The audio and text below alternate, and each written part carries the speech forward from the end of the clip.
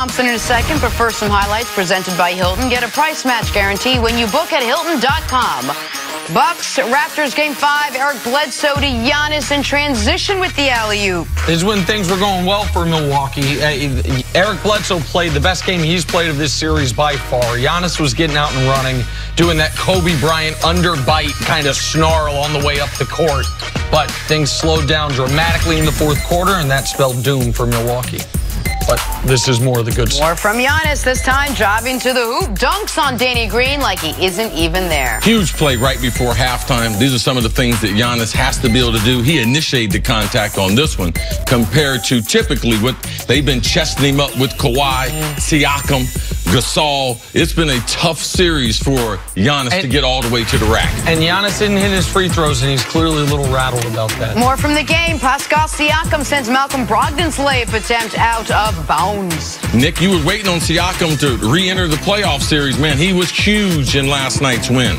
Rebounding and defense in particular. His offense is going to suffer in this series because he has such a tough defensive matchup, but he's giving you all the energy.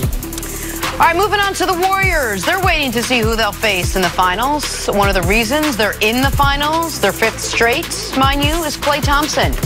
But when all NBA teams were announced yesterday, Thompson did not make the first, second, or third team. Keep in mind, because of this exclusion, he is now not eligible for the Supermax deal, a difference of about $30 million. Here's Klay getting the news yesterday. Clearly made the All-NBA team, which would have elevated your potential. Oh, it did? They already came out? Yeah, it came out today. You were like right behind Beal. Right behind. We got third team. Kyrie. But you barely, Kemba. Kemba got it. You were a couple. I mean, that's cool and all, but like when you go to 5 straight finals, I respect those guys, but when you go to 5 straight, I mean, it takes more than just a couple of NBA guys. It's like an all-time team, but whatever. That's not. I'd rather win a championship than be 13 All-NBA. So it's all good. Do you not like that affects potential contract statuses, All-NBA stuff? Because that would have elevated you. It is what it is. I can't control it.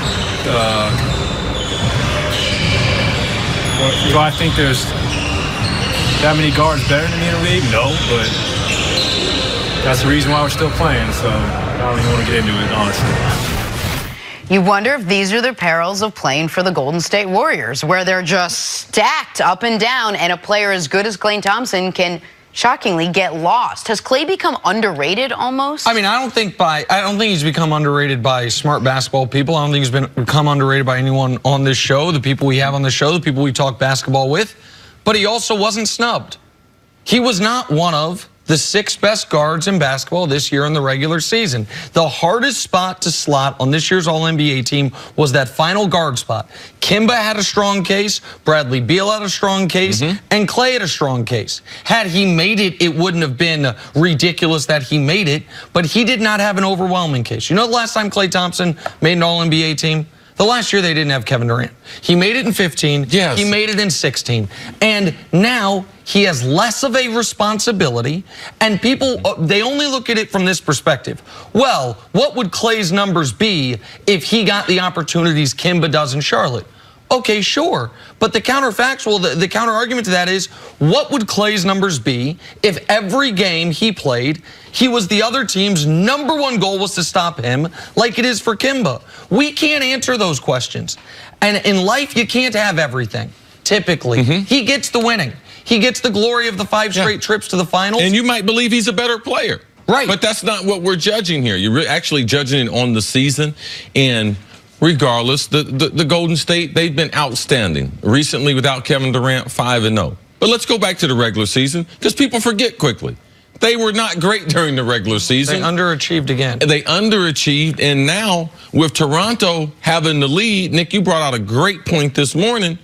Man, they wish if one more win for Golden State, and then they have home court if Toronto wins. They finished with 57 wins. So Toronto has 58. So now either way, they're starting the finals on the road, and that has to do with it.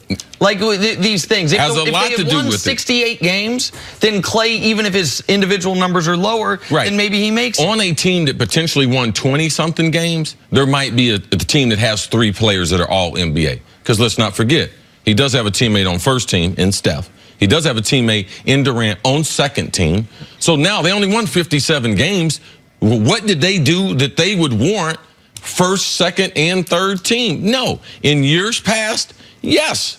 They were worthy of that, but not in this season. So even though Klay, great soundbite and everything, it seems like the natural thing, I can make a case for Bradley Beal. What he went through there in Washington, losing John Wall and everything they went through as a team, on and off the court, he was outstanding. Kemba was outstanding. So I'm like Nick as far as I don't believe that Klay was snubbed. I believe that almost every player on Golden State is underappreciated. And it starts with Steph, Draymond, Klay, KD, Boogie. They just added him. But all of those players, because they're so good together, and that's just all a part of being on Golden State. Nick, talk a little bit about the financial implications for Klay Thompson and what this means when you were left off the All-NBA team. I mean, it's $30 million. If assuming Golden State was going to say to Klay Thompson to keep him, we will give you the most money we possibly can. Had he made the All-NBA team, that's 5 years, $220. That's because it's tied into making the Absolutely. All-NBA. And since he's not, it's 5 years, $190.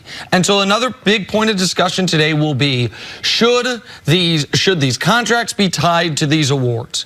Now, the media that I've talked to that actually has a vote, I don't have a vote, says we don't want this responsibility. But the NBA and the NBA Players Association came together and said we have to find a way to reward our best of the best, and All-NBA team is the best way to do it.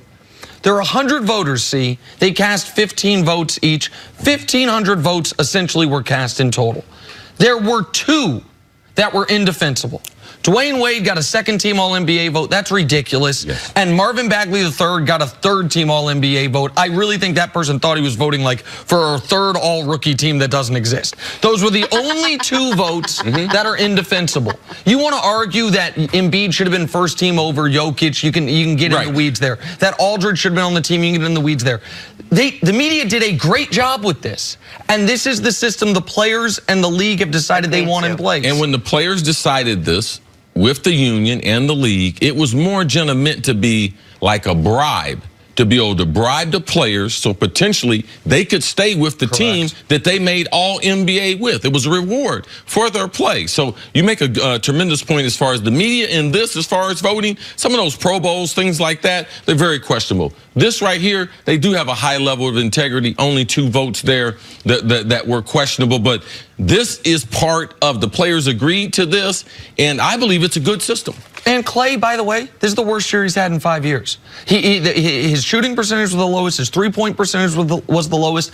And he's a great defensive player. This is the worst Golden State defense we've seen in this 5-year run. This was not the year to argue Klay got snubbed. It feels bad for him because this is the year he could have got $30 million extra had he made the team. All right, good stuff. Take a break. Coming up, are the Lakers already in danger of striking out on free agency? That's next on First Things Poor First. Lakers, man. The clock started early on this. Super early.